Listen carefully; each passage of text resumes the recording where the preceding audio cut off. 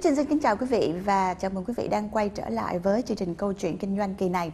Thưa quý vị, chúng tôi đang trò chuyện với hai vị khách mời, đó là bà Trần Thiên Trà, Chủ tịch Tổ chức Hỗ trợ Cộng đồng Doanh nghiệp Xã hội Việt Nam, và giáo sư Louis David Bengeyer đến từ Đại học ESCP châu Âu và trường CFVG Việt Nam về khái niệm doanh nghiệp xã hội tại Việt Nam. Welcome back, Ms. Tra and Mr. Bengeyer. So we've been talking about the definition of the social enterprises, especially in Vietnam. So now we come into the challenges and obstacles that many SEs in Vietnam are facing right now. So first of all, Ms. Tra, how did the model of SEs comes into the law and the regulation of Vietnam? Social enterprise come into the law because of two reasons. The first reason is that there is a demand of social initiative that of the founders, and they want to get a social solution to meet the social objective. The second one is the demand to institutionalize existing activity that they can how a social enterprise to support the state to meet social objective more efficiently. So you've said before that actually the model of a social enterprise has been, exited in Vietnam in 1990s, right? Yeah. But since it just been set out in the law very recently, yes. So there must be still a lot of challenges and obstacles. So what are they? Yeah, in Vietnam there are many obstacles for social enterprise, and the top difficulties are firstly the limited awareness of social enterprise from the public. So limited awareness can limit the scope of cooperation, and also they create the barriers to access supporting from the community, and also to access the capital social market. The second one is the legal framework is unclear and is still very new in Vietnam. The third one is that the limited capacity to access capital investment for social enterprise. The fourth one is HR.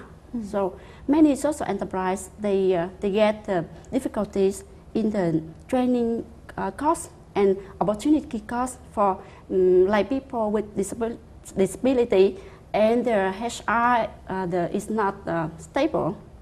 Also low productivity.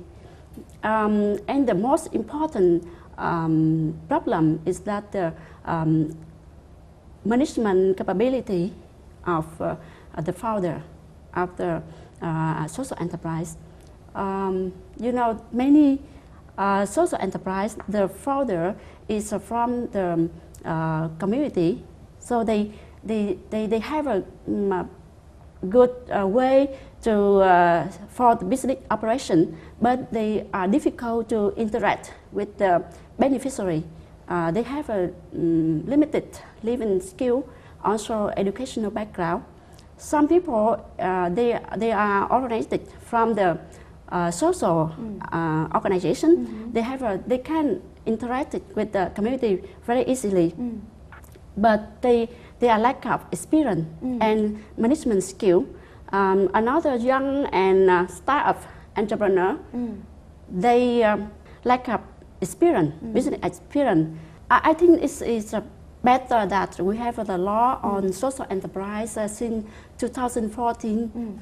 It's how to recognize the social enterprise, and also to promote this model in Vietnam. However, the process like registered process is very complicated in reality. Implementation of the legal are still not synchronized efficiency in all authorities.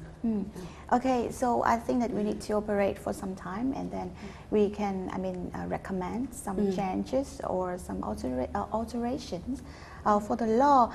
So in the world, and especially in Europe, it's the markets where you are very familiar of, Mr. Banier. Can you tell us about an example of an SE? I mean, is there any famous or popular organization that operated as an SE? In Europe and in France, many social enterprises, a lot of them are in the field of solving unemployment issue, because as you know, we have massive unemployment, people that are excluded from employment because of low qualifications, because they are disabled, because they had big health or social problems, etc. And there are two groups in France that are very active. The first one is Ariska group, and the other one is Vitamin T. And those two groups, they operate companies in logistics, waste treatment, professional services, very traditional activities, and they employ people that are not employed anywhere. And what's particularly interesting is that those companies that are social enterprises, they are now partnering with big corporations to start new businesses.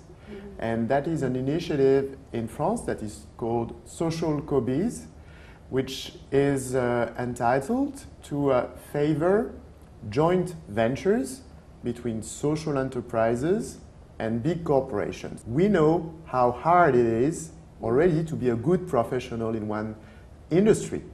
And at the same time, you need to be a good social entrepreneur. So having the two objectives is really, really difficult to cope with. And so favoring joint ventures between social enterprises and corporation helps to increase the skills and the level of expertise for the industry the social enterprises is entering. Thank you very much, and we'll be talking more about the benefits of SEs when it's been implemented in the markets. Thank you very much, and we will return in a short break. Xin mời quý vị tiếp tục giữ kênh để chúng tôi còn đến với chủ đề về doanh nghiệp xã hội và thảo luận nhiều hơn về những lợi ích của doanh nghiệp xã hội khi hoạt động ở trong thị trường với hai vị khách mời. Xin mời quý vị tiếp tục giữ kênh để chúng tôi quay trở lại sau phút giải lao.